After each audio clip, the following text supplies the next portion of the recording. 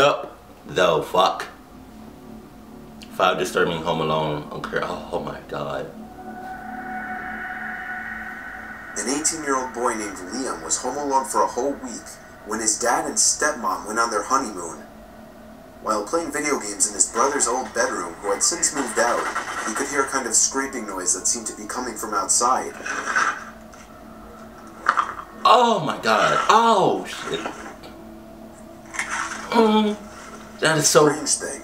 This room was on the 2nd floor, so it seemed nothing but odd to hear something outside scraping against the walls. Oh my god. He tried to ignore it by turning the video game up louder. Don't do that. The scraping sounds only became more apparent.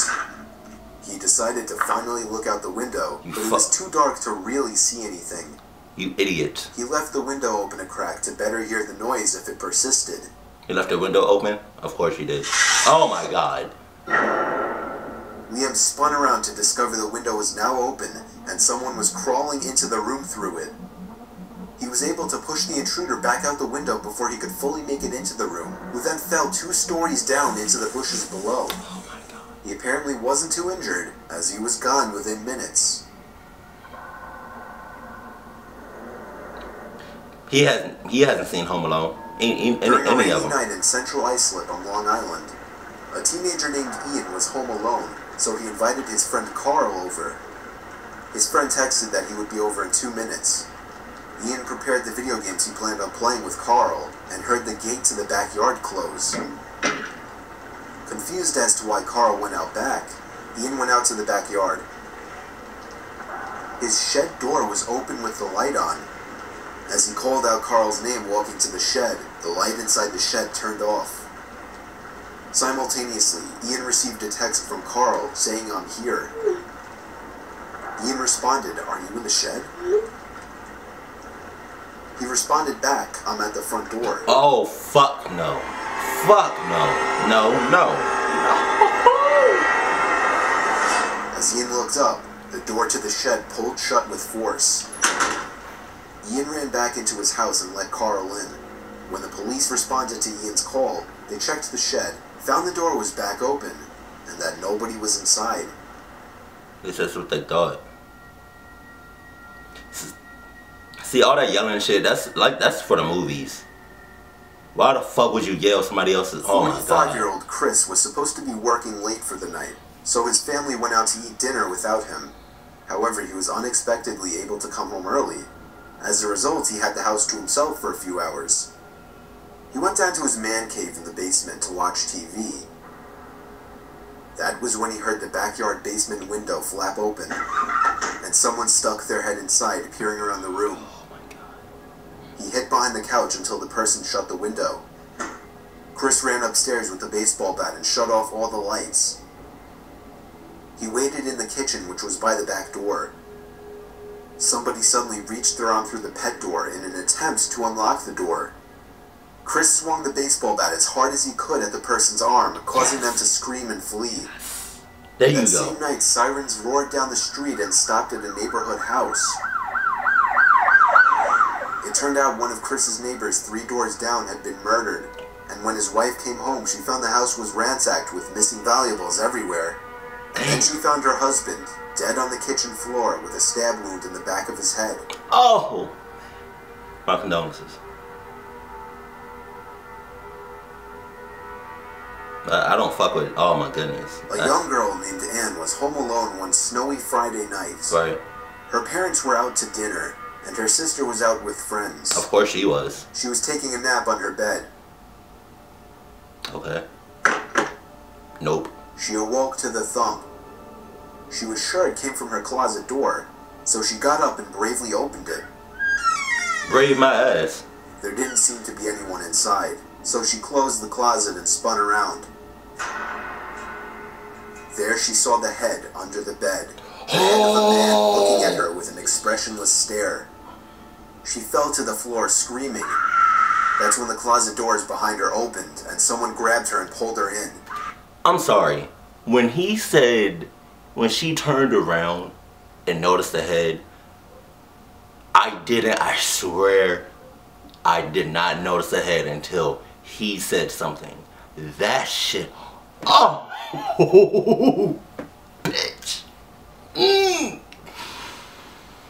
You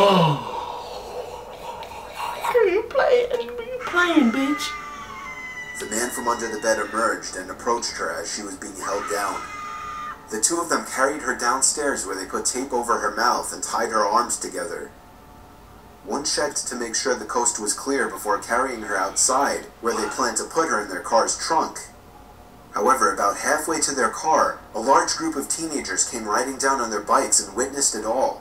Oh, thank God. Some of them were screaming for help, while some of them got off their bikes and started to slowly approach the two men. They knew they wouldn't get away with it now, so they dropped in, jumped into their car, and sped away. She was completely awake and conscious throughout all of this. Wow. It's unknown why they didn't just tie her up while she was sleeping. The most realistic possibility is that they simply wanted to scare the girl. This may seem like a crazy, rare occurrence, and you may even call it fake. However, things like this happen all the time, and are shown commonly on the news. Perhaps they're just the stories we forget about. Oh my God, number one. Fuck everything. 22-year-old Garber still lived with his parents. He was the youngest of 3, so his 2 siblings had already moved out, and his parents were out 3 to 4 nights a week. Damn, really? This one particular stormy night, he was home alone in his room when he could swear he heard something hit his window. It wasn't insanely weird, as the weather was pretty bad and something may have just blown into his window. Makes sense. I can see how you However, thought that. a second thud at the window sent his heart racing.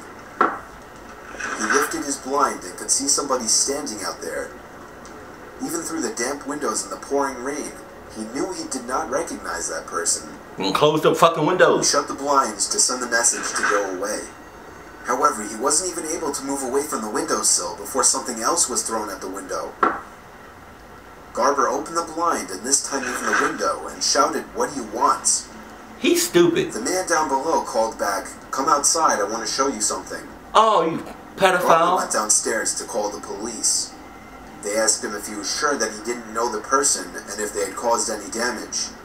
The 911 operator asked Garber to call back if the person continued to harass him or showed signs of wanting to break in. Garber hung up the phone. He wanted to see a better view from down in the kitchen, so he opened the kitchen blinds. Oh! Garber called the police right back and informed them that the man was standing at his kitchen window and to send somebody right away.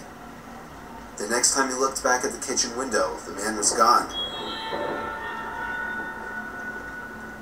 That was the last time Garber ever saw that man. Yeah, saw him. I don't, he could have still popped up watching him. I hope you found this video interesting, scary, or just entertaining. Scary. If you'd like to hear more Home Alone stuff, I do have a video about 10 true Home Alone stories.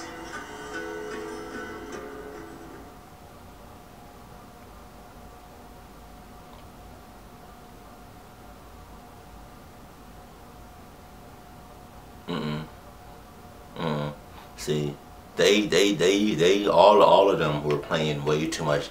They was fucking, a lot of that shit sounded fake because it sounded like what you would fucking do in a movie. Like when you come out in reality, why the fuck would you why the hell would you yell somebody up? Why the hell, like, a lot of them were being really fucking stupid, and I'm sorry for calling them stupid, but a lot of that shit you would see on a fucking movie.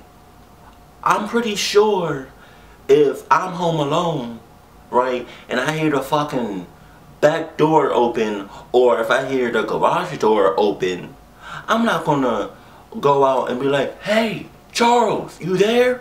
Fuck no. No. If I'm not expecting nobody, I'm just gonna leave it at that. I'm gonna call the police without letting the intruder know. No. Fuck no.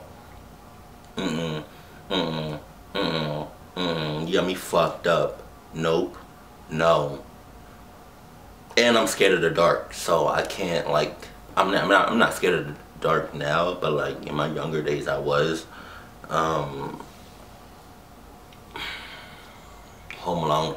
Clearly none of these kids or people, because the last one wasn't a kid, none of these people in this video, what the fuck was that?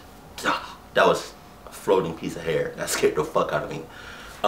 Clearly none of these people seen Home Alone. Any other movies. Any of them. Any of them. Hopefully, lesson learned. If you're home alone, please have a friend over there with you while you're home alone. Like, don't let your parents leave unless, or whoever's watching you, don't let that person leave unless your friend is with you while you're home alone. You know? Don't call your friend up after your peoples leave and then you're home alone waiting waiting for your friend to come back. Come to you so y'all can be together. Your friend needs to be there while your parents are there. And then once your friend is there, then your parents can leave. You see what I'm saying? And if your friend, like if your parents are leaving,